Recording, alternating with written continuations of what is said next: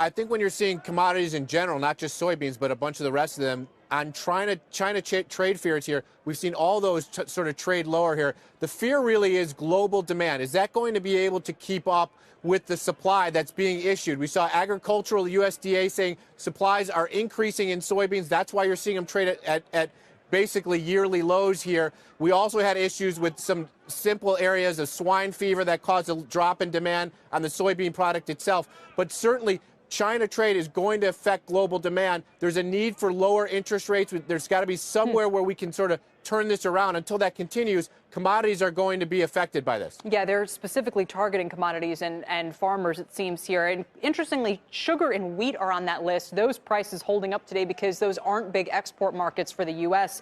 This is according to a former USDA chief economist.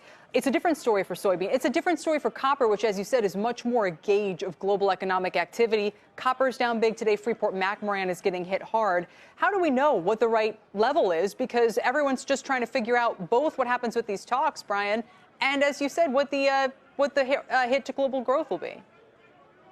Well, I think when you look at something like copper, global growth will be affected by that. A lot of what copper trades is basically global GDP demand and growth globally. And so when we're seeing some fear of weakness there, look, we have zero interest rates in Germany. We have zero interest rates in Japan. People are predicting lower interest rates, Fed cut maybe rates later this year. So rates are going lower to try and stem demand, and that's causing commodity prices to fall like copper. Now, when you mention wheat and sugar, actually tariffs being put on that, as we got some information about that, will be put on there. That actually is sort of holding it and buoying that up here as basically people are saying, hey, by June 1st, I better buy now before the June 1st tariffs come on a couple of these products before I have to start paying taxes on that. I think that's why you're seeing wheat and sugar sort of hang in there. Those prices might actually be an area to go run and hide and buy if you're sort of looking to be a trader in all this, to sort of stay away from the rest of the other products. Soybean and copper, like we've mentioned, will get hit to the downside if this trade war continues here. But let's just see if we can hold these levels, or some sort of,